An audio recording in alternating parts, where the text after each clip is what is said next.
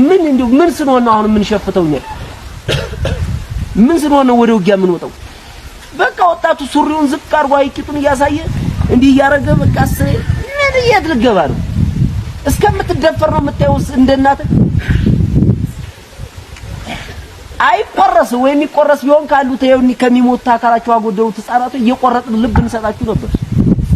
አማራ አይደለን እንዴ እኛ የተለየ ትውልድ ተወልደናል አይቆጨንም እንዴ ህዋት ትናንትና ቤትህ ውጣ እያለኝ ሚስት እንደፍራባህ ደብቀ ይዘው እንጂ ነውርህን ነገ ደግሞ በአደባባይ ትደፍርልሃል ህግ የለም ይላል ህግ የለም ቤተክርስቲያን ጧት ማታ የሚለፈልፈው ቄሱ ህግ አይደለም አትግደል አትዝረፍ አትዋሽ ይያል አይደለም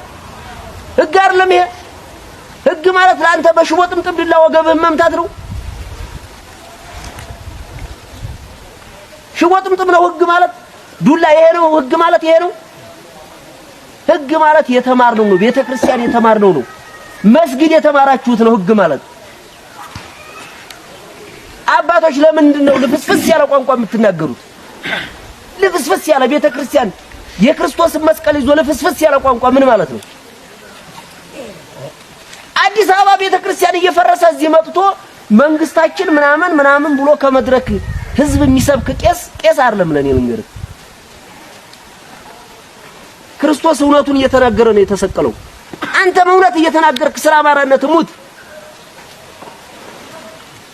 እንደሆነ ክርስቶስ ከጻፈ ልቀን አታልፍ የት ትገባለህ